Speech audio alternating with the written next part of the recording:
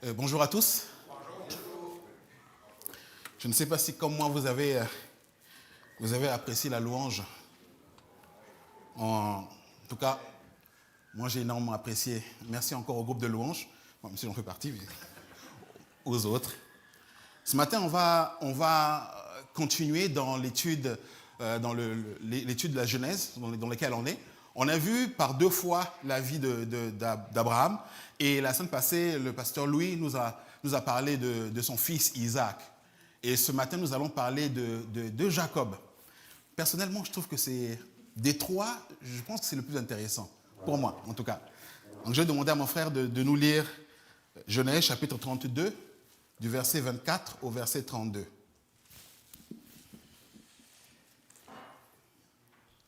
Jacob demeura seul. Alors un homme lutta avec lui jusqu'au lever de l'aurore. Voyant qu'il ne pouvait le vaincre, cet homme le frappa à l'embouchure de la hanche, et l'embouchure de la hanche de Jacob se démit pendant qu'il luttait avec lui. Il dit, « Laisse-moi aller, car l'aurore se lève. » Jacob répondit, « Je ne te laisserai point aller, que tu m'aies béni. » Il lui dit, « Quel est ton nom? » Et il répondit, « Jacob. » Il dit encore, « Ton nom ne sera plus Jacob, mais tu seras appelé Israël, car tu as lutté avec Dieu et avec des hommes, et tu as été vainqueur. » Jacob l'interrogea en disant, « Fais-moi, je te prie, connaître ton nom. » Il répondit, « Pourquoi demandes-tu mon nom? » Et il le bénit là. Jacob appela ce lieu du nom de Péniel, car, dit-il, « J'ai vu Dieu face à face, et mon âme a été sauvée. » Le soleil se levait lorsqu'il passa Péniel. Jacob boitait de la hanche. C'est pourquoi, jusqu'à ce jour, les enfants d'Israël ne mangent point le tendon qui est à l'emboîture de la hanche, car Dieu frappa Jacob à l'emboîture de la hanche au tendon. Merci, Benoît. Merci beaucoup. Prions quelques instants. Seigneur, nous te demandons de nous parler, de parler à chacun de nous. Seigneur, nous voulons comme dans le désert, ceux qui ont ramassé la manne, certains ramassaient beaucoup, mais il n'y en a eu pas trop. Et ceux qui ramassaient un peu étaient suffisamment rassasiés. Nous te demandons que ce miracle, Seigneur, que ce miracle s'accomplisse aujourd'hui dans ta parole, que chaque oreille soit ouverte pour entendre ce que tu veux, toi, ce que l'Esprit veut déclarer au cœur de chacun, et que chacun soit nourri et ait sa nourriture d'aujourd'hui, comme il se doit. À toi la gloire et l'honneur en Jésus, notre roi. Amen. Ça fait bizarre de commencer une histoire par un peu la fin. Parce qu'on dit, mais la naissance de Jacob, lui son jumeau, Rebecca qui se plaint des jumeaux qui se battent dans le ventre. Pourquoi tu ne commences pas par la fin, par le début de l'histoire? C'est un peu bizarre de commencer par la fin. Mais en fait, ce n'est pas vraiment la fin de l'histoire de Jacob, c'est plus ou moins le milieu de sa vie. Mais c'est intéressant qu'on commence par là pour retourner un peu en arrière et puis aller un peu en avant. On va bouger un peu les frontières aujourd'hui. Ceux qui me connaissent savent que je ne suis pas un amateur de sport. Je vais à la salle, je vais au gym, mais je parle du sport à la télévision ou du sport dans les stades. J'ai absolument zéro intérêt, mais zéro pour le... Je n'arrive pas à comprendre. Quand j'étais petit, j'avais un cousin qui s'appelait Gildas. C'était le fils de mon cousin Germain, et on a grandi ensemble. Gildas était un fan de football. Il était un fan, et puis il était fan de... comment on appelle ça? Le baby-foot. J'étais nul. Il me battait à chaque fois. Et souvent à la télé, on regardait les matchs de foot, et puis il me disait, oh là, il y a penalty, corner. Je comprenais. Et puis des fois, il disait, oh, faute. Moi, je vois juste quelqu'un qui court derrière un ballon. J'ai jamais compris l'intérêt, ni de là, ni même ok, c'est joli, c'est beau, mais j'accroche pas. J'accroche pas. C'est la seule fois où j'ai vraiment accroché, c'est le jour où j'ai vu, ça c'est dans les années 90, je crois, où Mike Tyson, c'était en 90, dans les années 90, Mike Tyson, poids lourd, super poids lourd, boxait. Je ne sais pas si vous avez déjà vu Mike Tyson à la télé. Un combat avec Mike Tyson, c'est juste phénoménal. Ce monsieur, c'est un monstre. Et souvent dans les combats, on disait, oui, son challenger est venu, il y a 1 million à la clé. Moi, même pour 10 millions. je ne rentre pas dans le ring avec ce monsieur-là. C'était un monstre. Et souvent, les combats duraient quoi?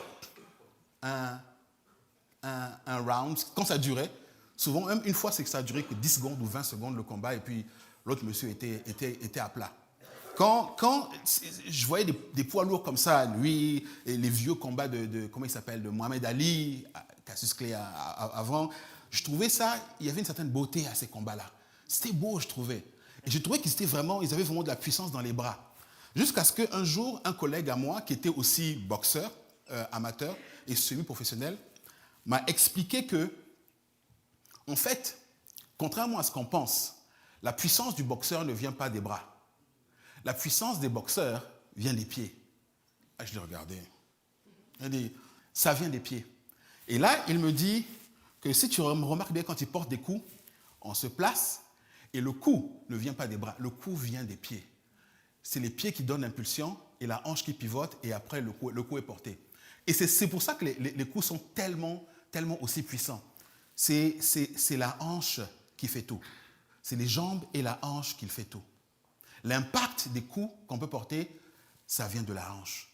Et elle est transmise ensuite au bras. Quand tu n'as plus de hanche, là, tu ne peux plus boxer. C'est mort. Même plus de bras non plus. Et ce qui est intéressant ici, c'est que la Bible nous dit ici que c'est exactement à ce point-là de la hanche que l'ange de l'Éternel a frappé Jacob. C'est quand même bizarre, ça, de comme frapper quelqu'un à la hanche.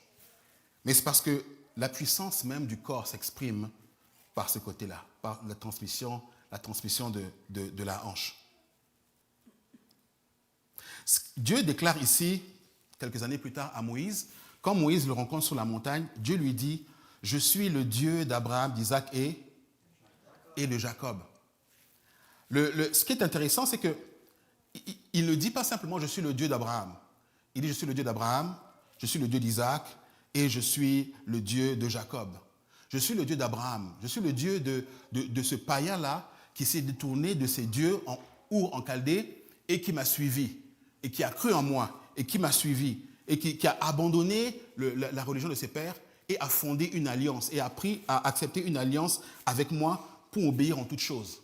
Je suis aussi le Dieu d'Isaac, celui-là qui a simplement profité des biens de son père, qui n'avait aucun souci, qui simplement s'attendait à moi pour son pain quotidien et qui n'a vraiment pas eu beaucoup de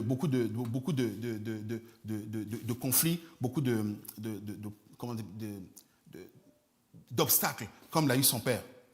Je suis le Dieu de Jacob, le Dieu qui tient ses promesses et le Dieu qui nous permet de nous multiplier, qui te permet de te multiplier. Et je suis le Dieu qui te forme et le Dieu qui te transforme. Je suis ces trois-là, le Dieu d'Abraham, le Dieu d'Isaac et le Dieu de Jacob. Ce qui est intéressant, c'est que beaucoup dans leur vie ne voient Dieu que comme le Dieu d'Abraham. C'est-à-dire, dans leur esprit, ils ont été rachetés, ils étaient païens avant, et à un moment donné, ils sont tournés vers Dieu, ils ont obéi. Il y a des personnes pour qui Dieu est resté juste le Dieu d'Abraham. C'est-à-dire le Dieu de l'Alliance et le Dieu auquel on doit simplement obéir et rien d'autre. Et souvent, des personnes comme ça sont des personnes qui sont jugementales. Il n'y a pas de mot jugemental en français. J'aime beaucoup ce mot en anglais, judgmental. On n'a pas ça en français, qui sont enclins facilement à juger, enclins facilement à pointer les autres et à juger les autres indignes de l'appel de Dieu. Parce que pour eux, ce n'est pas qu'ils ne sont pas chrétiens, mais simplement qu'eux, ils ont répondu à l'appel, ils sont venus. Mais ce côté grâce, ce côté le Seigneur qui te fait reposer dans sa présence, ça, ils ne connaissent pas. Ils n'ont pas croisé le Dieu d'Isaac. Ils n'ont pas rencontré ce Dieu-là qui dit, tu es mon fils. Regarde, il n'y a rien que tu peux faire pour que je t'aime plus que je ne t'aime là, maintenant. Il n'y a rien. Maintenant, tu peux me faire plaisir. Il y a des choses qui vont, moi, me faire plaisir. Fais-moi plaisir parce que je suis ton Père. Et beaucoup ne connaissent pas ce Dieu d'Isaac. Certains, par contre, connaissent le Dieu d'Isaac, un peu trop. Et pour certains, Dieu est un Dieu qui pourvoit, juste, mais qui pourvoit simplement, rien d'autre. Ce n'est pas un Dieu qui donne sa loi, ce n'est pas un Dieu qu'on doit suivre, ce n'est pas un Dieu à qui on doit obéir, ce n'est pas un Dieu qu'on doit craindre de manière sainte, une sainte crainte. Non, pour eux, c'est le Dieu qui pourvoit. C'est le cash machine. Okay? C'est un Dieu pourvoyeur, c'est un Dieu négociant. Si tu fais ceci, alors je ferai cela. Si tu me donnes ceci, moi je te donnerai cela. Si tu fais cela, moi je te bénirai comme ça. C'est un Dieu qui négocie avec nous. Si tu plantes ta graine de $1000, alors Dieu va la multiplier, il va te donner $20 000. C'est un Dieu commerçant. Ce n'est pas le Dieu d'Isaac. Et beaucoup ne connaissent pas ce Dieu d'Isaac. Et il est aussi le Dieu de Jacob. Il est aussi le Dieu de Jacob. C'est ce Dieu-là qui nous transforme, qui nous prend là où nous sommes et qui nous travaille pour nous emmener à un autre endroit. Il y a un point intéressant, je ne sais pas si vous l'avez déjà remarqué. Ici, le passage qu'on a lu, Dieu change le nom de Jacob. Il le change en quoi? En Israël. Quelqu'un sait ce que signifie Israël? Vainqueur, prince de Dieu. Et si vous regardez, je recule, si vous regardez le nom de Jacob, voilà, je l'ai ici, je vous l'ai même mis en hébreu. Yaakov. Yaakov, ça signifie celui du talon. Le talon, celui du talon, celui qui trompe, le trompeur, le menteur, le supplanteur. Ça, c'est son prénom, Jacob. Et Dieu envoie son ange qui lutte avec lui pour le fortifier. Et à la fin, il dit, écoute, tu ne t'appelleras plus Jacob. Désormais, tu t'appelleras Israël. Ce qui est intéressant, c'est que Dieu change son nom parce que son nom était un peu négatif. Trompeur, menteur, supplanteur. Et il change son nom, il le change en Israël. On se serait attendu à ce que Dieu se présente comme le Dieu d'Abraham, d'Isaac et d'Israël. Pourquoi il se présente comme le Dieu d'Abraham, d'Isaac et de Jacob? Sachant que Jacob, c'est un peu trompeur. Notre Dieu est un Dieu étrange des fois. Mais vous voyez, il est Dieu. Et ce qui est intéressant ici, et ça commence bien avant ça, Dieu va appeler père d'une multitude quelqu'un qui pratiquement à 100 ans n'a pas encore d'enfant. C'est ironique, hein? À pratiquement 100 ans, tu n'as pas d'enfant et puis on t'appelle quand même père d'une multitude. Et Dieu va appeler Isaac, un homme qui, finalement, à la fin de sa vie, est complètement aveugle. Et Isaac, on va le voir tout à l'heure, il va donner une bénédiction. La vision d'Isaac est incroyable. On va le voir tout à l'heure. Elle est juste incroyable. Qu'un homme qui est aveugle ait une telle vision de Dieu, c'est incroyable. Et Jacob, l'homme trompeur, celui qui ment, celui qui trompe, Jacob va prononcer des prophéties fondatrices, non seulement d'Israël, mais même jusqu'à la fin des temps. Et va annoncer la venue du Shiloh, la venue du Messie. Dieu continue après ça. Il va trouver un porte-parole, quelqu'un qui va annoncer sa parole et la déclarer à Pharaon. C'est qui? Moïse. Et Moïse était bègue. D'ailleurs, il dit, j'ai la langue embarrassée. Un des plus grands héros d'Israël, on l'avait surnommé Yérubal. Quelqu'un connaît son nom? On l'avait surnommé Yérubal, que Baal se défende. Gédéon. C'était Gédéon. Gédéon, le grand héros d'Israël, le puissant héros d'Israël. C'était un peu refini. Il était là dans son coin en train de... Et là, on s'arrête et on se demande, Seigneur, c'est quand même bizarre qu'à chaque fois tu choisisses des personnes, c'est la pire personne des fois que tu pourrais choisir pour une chose bien précise. Et c'est là où notre Dieu révèle toute sa puissance. Pour que vous sachiez qu'il est Dieu, je vais prendre des hommes qui n'ont... Et je vais voir leur faiblesse la plus absolue. Et c'est dans cette faiblesse-là que je veux me glorifier. Pour que vous sachiez que ce n'est pas par la force de l'homme, ce n'est pas par la volonté, ni par la force de la chair, mais c'est par mon esprit. Et aux Grecs, aux Romains, qui attendaient le Messie qui va venir avec une épée, et puis taper tout le monde, et puis flash de lumière. Quelle est la réponse de Dieu? Dieu leur envoie Christ qui meurt sur une croix, crucifié dans la honte. Je dis, mais c'est parce que voilà la puissance de Dieu. Et nous voyons ce que la crucifixion a accompli tout au long de l'histoire. On a le résultat aujourd'hui sous nos yeux. On voit la puissance de l'œuvre, la puissance de Dieu à l'œuvre. Et elle s'est accomplie par quoi? Par une crucifixion, par un acte d'une la plus totale faiblesse qu'on peut rencontrer. Et c'est là où Dieu manifeste sa force. Dieu se glorifie dans la faiblesse de Jacob et pas dans sa force. Jacob avait toujours été un débrouillard. Il faisait des plans. Il avait des plans, et puis s'il s'échouait, il avait d'autres plans. Jacob il comptait sur lui-même. Et ses fils avaient vu comment il avait trompé leur grand-père, Laban, pour avoir son troupeau. Ses fils ont eu un exemple de leur père. Ils ont vu comment leur père était débrouillard, et puis comment on dit au Québec, il coupait les coins ronds. Et à leur tour, quand ils sont devenus grands, ses fils ont trompé leur père. On le voit dans l'histoire de Sichem. Ils ont fait alliance avec Sichem parce que le monsieur avait violé leur sœur, il avait demandé en mariage. Ils lui ont dit, si tu veux qu'on soit amis, il faut que vous soyez circoncis comme nous. Ils se sont fait circoncire et pendant qu'ils étaient encore dans la douleur de la blessure, ils sont tombés sur eux, Lévi et Siméon, et les ont tués. Alors que Jacob avait donné sa parole. Et finalement, le trompeur a été trompé. Le Jacob trompeur n'aurait jamais été trompé.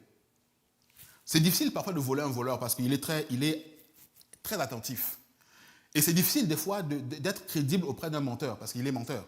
Et il suppose que tout le monde est menteur. Et c'est dur de tromper quelqu'un parce qu'il sait tromper les gens. Il voit venir l'arnaque tout de suite. Il le sent de loin. Mais Jacob avait changé.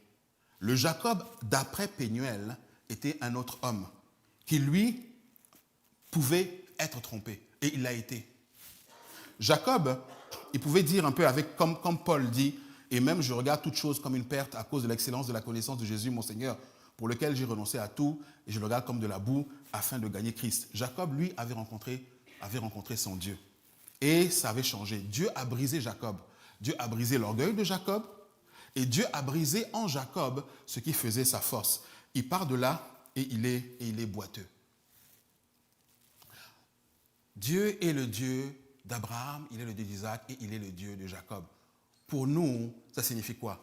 Eh bien, il est aussi pour nous le Dieu de Jacob, celui qui brise notre force naturelle. Il n'y a rien de mal à avoir des talents, à avoir des forces, à avoir. Le problème est qu'avec le temps, ces mêmes forces-là deviennent notre faiblesse. Notre plus grande force est en même temps notre plus grande faiblesse. Albert Camus, dans son livre L'homme révolté, il a dit ceci, et c'est excellent ce qu'il dit. Il dit, ce qu'on appelle une raison de vivre est en même temps une excellente raison de mourir. Quand quelqu'un dit ça, c'est ma raison de vivre, si on lui enlève, notre plus grande force est en même temps notre plus grande faiblesse. Je me rappelle mes cours quand j'étais au lycée, au secondaire. J'ai fait une secondaire technique. Et on nous apprenait le travail du métal.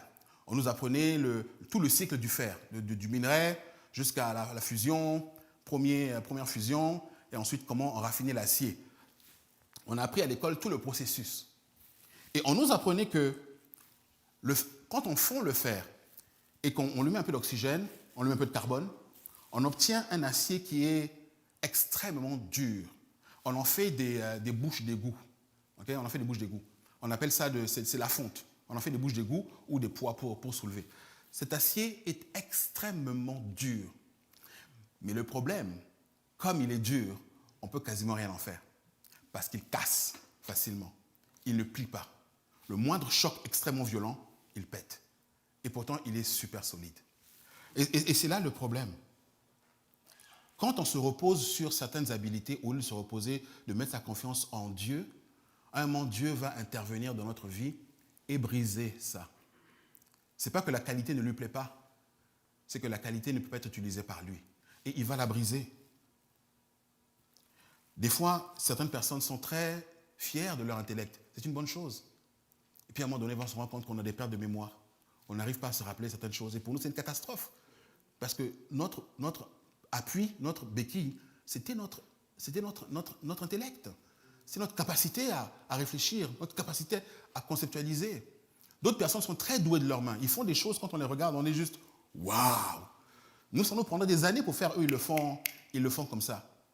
Et puis à un moment donné, on se rend compte, mais pourquoi est-ce que Dieu permet que mes mains deviennent arthritiques? Pourquoi Dieu permet que mes doigts gonflent et ne soient plus capables de faire ce que je fais? Dieu nous amène parfois petit à petit à briser ce qui fait notre force pour qu'on puisse mettre notre confiance et mettre toute notre énergie en lui. C'est de lui que ça vient.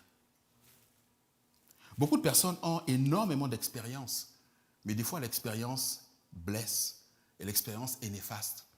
Parce que n'importe quelle situation, on va regarder notre expérience, qu'est-ce qu'on a fait, et on va juste regarder un cas qui était pareil et on va appliquer. Et parfois, c'est une grosse erreur, parce que la situation n'est pas la même et que les personnes ne sont pas les mêmes.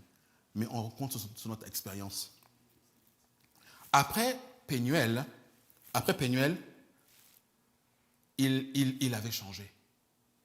Et malheureusement, beaucoup n'ont pas encore connu le Dieu de Jacob.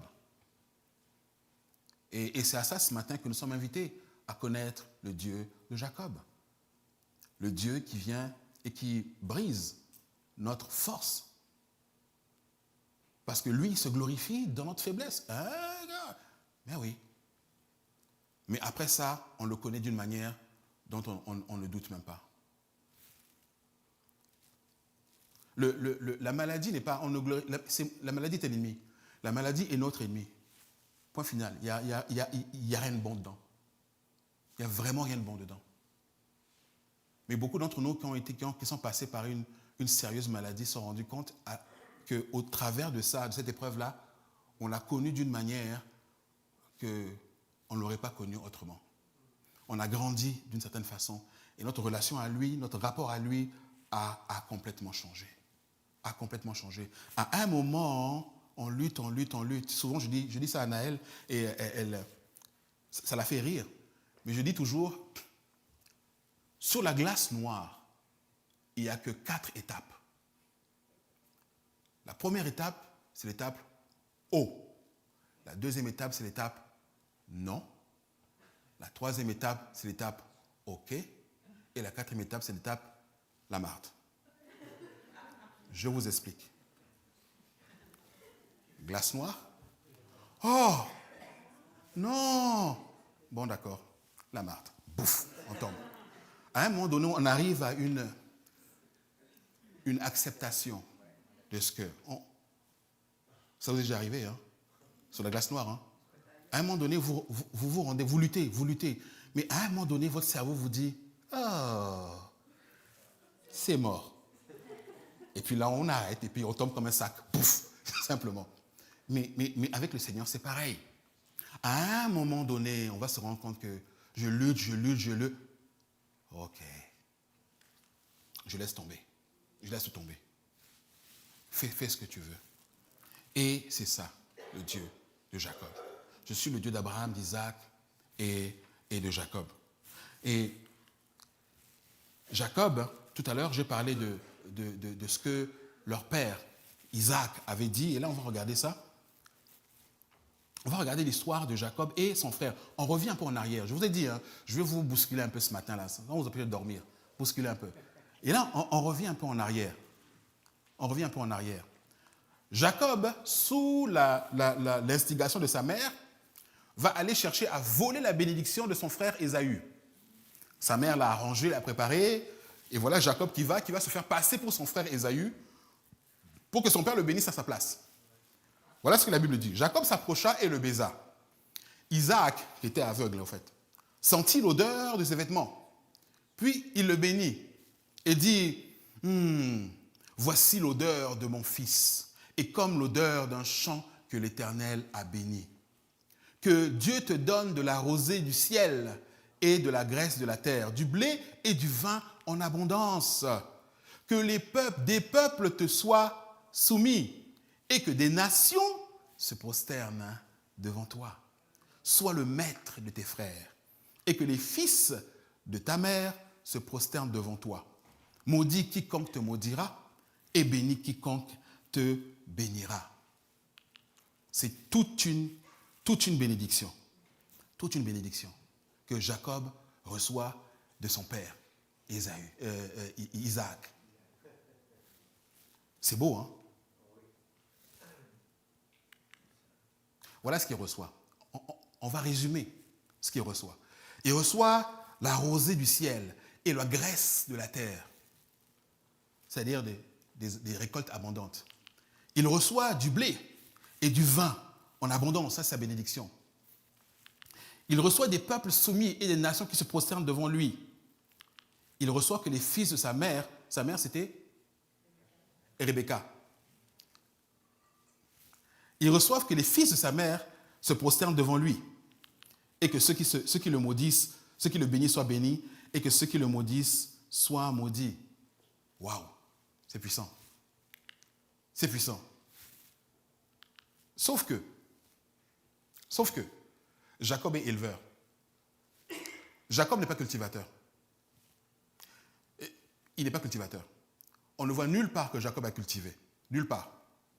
Il a gardé des moutons. C'est un éleveur de ovins, de moutons, de chèvres. Ce n'est pas un cultivateur. D'ailleurs, même quand il part avec toute sa famille s'installer en Égypte, à Goshen, il va là-bas, Pharaon leur confie ses troupeaux. Ce sont des bergers.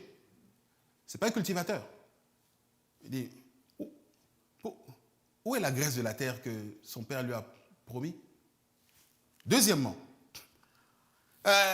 si on regarde l'histoire, on voit que oui, il y a eu des bisbilles avec certains peuples, avec les Amoréens, parfois des petites escarmouches comme ça, mais on ne voit aucun peuple qui est soumis à lui. On le voit lui et ses fils. Après, ses fils, ils vont en Égypte. Jacob finit par mourir en Égypte. Revient à la caverne de Macpéla. Il est enterré avec son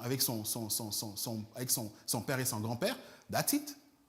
On ne voit aucune nation qui se prosterne devant lui. D'ailleurs, on dit, oui, mais c'est pas vrai. C'est parce que c'est Israël, c'est pour ça. Oui, mais même Israël, on n'a pas vu Israël colonisé. Il y a eu quelques peuplades qui ont été soumises, comme j'oublie leur nom, qui ont été soumis à des corvées. Mais on ne voit pas Israël qui a soumis tout un peuple, qui a asservi un peuple et a éliminé leur identité pour l'intégrer à eux. On ne voit pas ça. Et enfin, les fils de sa mère se prosternent. Les fils, il n'a qu'un seul frère.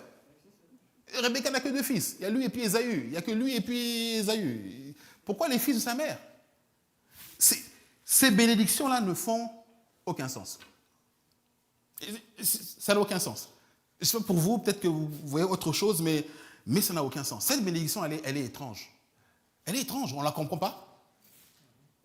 Et puis, c'est comme s'il avait parlé pour rien, et puis c'est... Mais bien au contraire, c'est l'une des bénédictions les plus puissantes de tout l'Ancien Testament. L'une des bénédictions les plus puissantes de l'Ancien Testament. Pourquoi? Parce que cette bénédiction-là, je vais retourner un peu en arrière. Je retourne encore en arrière. Voilà. La rosée du ciel, la graisse de la terre, le blé et le vin en abondance, des nations qui sont soumises, les fils de sa mère qui se prosternent, et ceux qui te bénissent se bénissent. Cette bénédiction-là, elle est eschatologique, c'est-à-dire elle a trait à la fin des temps, et elle a trait aux descendants de Jacob, elle a trait à Jésus. Cette bénédiction-là, c'est une bénédiction qui porte très, très, très, très loin.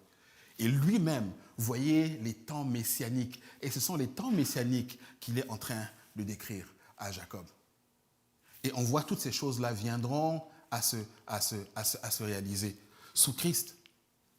Par contre, et c'est intéressant, juste avant que Jacob ne quitte sa famille pour aller voir en Mésopotamie, chez son oncle, juste avant, on voit Isaac qui le rebénit encore.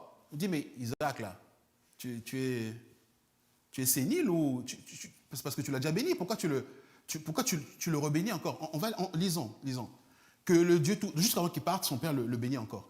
Que le Dieu Tout-Puissant te bénisse, qu'il te rende fécond. Oui ou non? Qu'il te multiplie, que tu deviennes une multitude de peuples, qu'il te donne la bénédiction d'Abraham à toi et à ta postérité après toi, afin que tu possèdes le pays où tu habites comme étranger et qu'il a donné à Abraham. Est-ce que ça, c'est une bénédiction qui s'adresse à lui? Oui. Là, ça, c'est la bénédiction pour Jacob. Celle-là, c'est pour Jacob. L'autre, c'était une prophétie très puissante. Et la deuxième était pour Jacob, et Jacob a vraiment été béni. Mais on voit une chose, et là je reviens encore à quelque chose que j'ai dit il y a quelques mois ici. Après que la bénédiction ait échappé à Ésaü, la Bible dit que Ésaü conçut de la haine contre Jacob à cause de la bénédiction dont son père l'avait béni. Et Ésaü disait en son cœur, les jours du deuil de mon père vont approcher et je tuerai Jacob. Et il rajoute, mon frère. Hey, c'est tordu quand même pas mal. Hein? Je vais tuer Jacob, et il rajoute. Et il est bien conscient que Jacob est son frère. Malgré tout, il dit, je vais le tuer. Cet homme-là, Ésaü, était un tueur né. C'est un chasseur au passage, hein, très chasseur. Et pour lui, ça ne faisait rien de tuer son père. Et c'est intéressant parce que, ce qui est intéressant, c'est qu'il ne voulait pas que son père le voie ayant tué son frère. Il dit, sa mère, il n'en a absolument rien à faire. Mais son père, à cause de l'affection, de la relation qu'il avait, il ne voulait pas briser le cœur de son père. Et il ne voulait pas que ce soit aux yeux de son père qu'il tue son frère. Ça vous rappelle quelqu'un? Ça vous rappelle quelqu'un? Caïn, qui a dit à son frère, allons dans les champs. Et pourquoi tu ne l'as pas tué là? Non, on va s'éloigner un peu de tout regard. On va s'éloigner du regard de Dieu. Et puis une fois là-bas, je vais te tuer. La même histoire se répète. On a encore ici deux lignées. Une lignée qui planifie de détruire la lignée de l'Alliance. La même histoire se répète des années après. Et ce qui est intéressant ici, c'est que les Édomites, donc les descendants d'Ésaü, ont toujours été les adversaires d'Israël, alors que c'est leur cousin germain.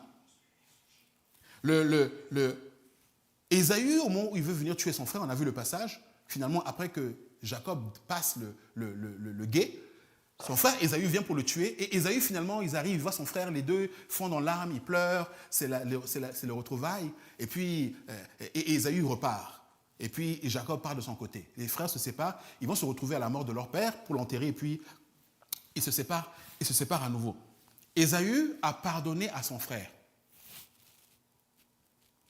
Ésaü a pardonné à son frère. Maintenant, moi, je me pose une question. Je me pose juste une question. Ésaü a vu son frère. Il a pardonné à son frère. Il est retourné habiter sur sa montagne. Son frère est parti habiter là où il devait habiter, et ensuite son frère est parti en Égypte. Quand son frère est sorti d'Égypte, toute cette nation-là, ils ont voulu passer par le territoire d'Édom.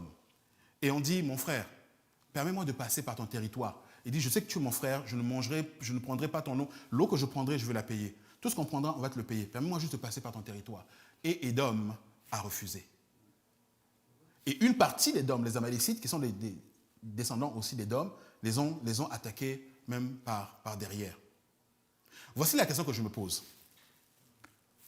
Vous et moi, on sait que Jacob a changé. On sait que Jacob a eu un changement de cœur. Le Jacob avant Péniel n'était pas le même que le Jacob après Péniel. La question c'est, est-ce que Ésaü avait vu le changement chez Jacob? Pour Ésaü, il a vécu 20 ans, sachant que son frère est un menteur. Son frère est un escroc. C'est un trompeur. Il a volé ma bénédiction. Pendant 20 ans. Et le frère arrive, il voit son frère, il se réconcilie. Mais ils ne passent pas de temps ensemble. On ne voit pas ici dans la Bible qu'ils sont vus, ils sont séparés tout de suite après. Son frère n'a pas pu constater que mon frère n'est plus ce qu'il était. Il n'est plus le menteur qu'il était. La question que je me pose et qu'on peut se poser, c'est une fois qu'il est rentré chez lui, comment, en quels termes il a parlé de Jacob à ses propres enfants et à ses propres descendants? Qu'est-ce qu'il leur a dit? Comment il leur a présenté Jacob et puis les Israélites pour que tout un peuple en veuille autant à eux? Parce que c'est anormal. La Bible ne le dit pas. Mais je me pose la question. Et 800 ans, 850 années plus tard, un descendant finalement d'Ésaü, un descendant d'Édom, va finalement pouvoir mettre à exécution son plan. À un moment donné, l'histoire, pour résumer un peu, c'est David qui n'est pas encore roi et qui fuit devant Saül. À un moment donné, il arrive au temple de Nod et chez les prêtres de Nod qui le reçoivent et qui leur donnent du pain et puis ensuite il fuit. Saül le poursuit. Et Saül arrive à cet endroit-là et voit et sait que vous l'avez hébergé. Et les prêtres disent, on n'était pas au courant que c'est ton ennemi. On n'était pas au courant qu'il y avait un problème entre David et toi. Quand il est venu, nous, on l'a accueilli parce que c'est David, c'est ton gendre. Et c'est en tant que tel qu'on l'a accueilli. Mais Saül était un peu dérangé à ce moment-là. Et Saül va dire à Doeg, et Doeg était le chef de ses bergers. Voilà ce qu'il va dire. Il dit, alors le roi dit à Doeg, tourne-toi et frappe les sacrificateurs. Et Doeg, l'Édomite, se tourna, et ce fut lui qui frappa les sacrificateurs. Il fit mourir en ce jour 85 hommes portant l'éphod et le lin. 85 hommes. Fast forward, quelques années plus tard encore. Ah oui, ceux qui ne connaissent pas les magnétos, bon, les plus jeunes ne connaissaient pas ça, avance rapide sur le magnéto. Avance rapide. Cette même haine-là, une fois qu'elle n'était pas assouvie, cette même haine-là qui est là depuis maintenant des millénaires, va encore une fois s'exprimer. Parce que le but, n'oubliez pas, le but était de tuer Jacob. Ce n'est pas juste de tuer, c'est d'éliminer Jacob. Et un jour, un enfant va naître à Bethléem, en Judée. Et les mages vont venir pour lui rendre hommage. Ils vont aller voir Hérode pour lui dire, on a vu l'étoile du roi des Juifs se lever. Et nous sommes venus ici, arriver jusqu'ici pour aller l'adorer. Où est-ce qu'il doit naître? Et on leur répond à Bethléem, parce qu'il est écrit, écoute Ephrata, blablabla, tu n'es pas la plus petite cité de Judée, de toi viendra le Sauveur. Et là, dès qu'ils sont partis, Hérode ordonne une chose. Et comme il a appris que ça fait 2 ans, éventuellement entre maintenant et puis 2 ans qu'il est né, il va ordonner à ses soldats d'aller et de tuer tous les enfants de 0 à 2 ans. Il va les massacrer. Il va massacrer les enfants de Judée. Il va massacrer toute une génération. Hérode le Grand, il n'était pas juif. Hérode était un Undiméen. L'Undimé, c'est dans les cartes. Bon, la dernière fois, notre pasteur Michel nous a montré les cartes, là, l'Undimé, bon. Mais les Induméens étaient des Édomites qui avaient été convertis de force, à peu près en moins 124 avant Jésus-Christ, convertis de force sous... Anyway, les Édomites, c'était des Édomites. Et on a un Édomite qui enfin arrive à mettre son plan à exécution. Et son fils va encore doubler en tuant Jean-Baptiste, Hérode Antipas. Est-ce que vous voyez l'histoire qui se répète constamment, qui revient? Cette lignée n'a pas été totalement détruite. Par contre, aujourd'hui, je ne sais pas s'il existe encore les Induméens. Ça a complètement disparu de la planète. Mais pendant tout ce temps-là, cette haine et cette rancune-là a subsisté jusqu'à nos jours. La fin de Jacob. Et là, Jacob arrive à un âge qui est très avancé, il est très vieux. Et il appelle ses fils pendant qu'il est en Égypte et il leur donne. Et ça, je ne sais pas si vous avez un jour l'occasion, on va y arriver, ou si vous l'avez déjà lu, le chapitre 49 de Genèse, où il donne toutes les prophéties. C'est tellement intéressant de lire. Il n'y a aucune prophétie qu'il a donnée à ses fils. Des fois même, il y a des prophéties qui sont un peu bizarres. Par exemple, il dit à Benjamin, mon fils, tu es un loup qui s'attaque, qui attaque, et puis ensuite qui va se reposer. Et là, on se dit, mais ça n'a aucun... Ben si, ça a un sens. Car plus tard, on verra que les meilleurs soldats, souvent en Israël, venaient de Benjamin. Les hommes de Benjamin étaient reconnus comme de féroces guerriers. Mais une des plus belles qu'il va donner ici, chapitre 49, verset 10. Le sceptre, et ça il dit à Judas, le sceptre ne s'éloignera point de Judas, ni le bâton souverain d'entre ses pieds, jusqu'à ce que vienne le Shiloh, que les peuples lui obéissent. Il attache à la vigne son âne, et au meilleur cep, le petit de son ânesse. Ça vous rappelle quelque chose? Et ensuite, il lave dans le vin son vêtement, et dans le sang des raisins son manteau. Ça vous rappelle quelque chose? Quel livre? Là, c'est quel livre? Là, on est dans quel livre? Non. Oh, plus loin. Encore plus loin. Il lave son vêtement dans le sang. Apocalypse. Bon, Michel a triché. Il vous a soufflé. Apocalypse. Regardez. Et l'autre, effectivement, oui, c'est dans Matthieu et dans les évangiles. Mais vous voyez la vue de Jacob jusqu'à où elle s'étend. C'est incroyable. Et même, elle s'étend même au-delà. Il dit jusqu'à ce que les peuples, tous les peuples, lui obéissent. Il a les yeux rouges de vin et les dents blanches de lait. Et là, Jean va le reprendre dans l'Apocalypse. Une prophétie qui transcende l'espace et le temps. Ça, on n'est même plus dans du 50 ans ou du 100 ans ou même du 200 ans. On est dans du millénaire. On ne sait même pas en fait. On ne sait même pas. On ne sait même pas quand Jésus revient. C'est juste incroyable. Jacob le menteur. Regardez ce que Dieu en a fait. Où Dieu l'a conduit. Et combien de fois nous? Quand on se regarde, on peut trouver qu'on n'est pas top. Et c'est vrai, on n'est pas top. Mais moins on est top, plus lui, il l'est.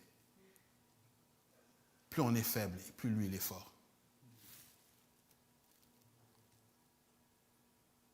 Les 3 patriarches ont annoncé la venue de Jésus, tous les 3. Abraham, à un moment donné, a dit à son fils Isaac, il dit, car Dieu se pourvoira lui-même.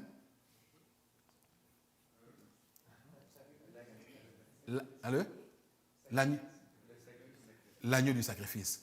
Car Dieu se pourvoira lui-même l'agneau.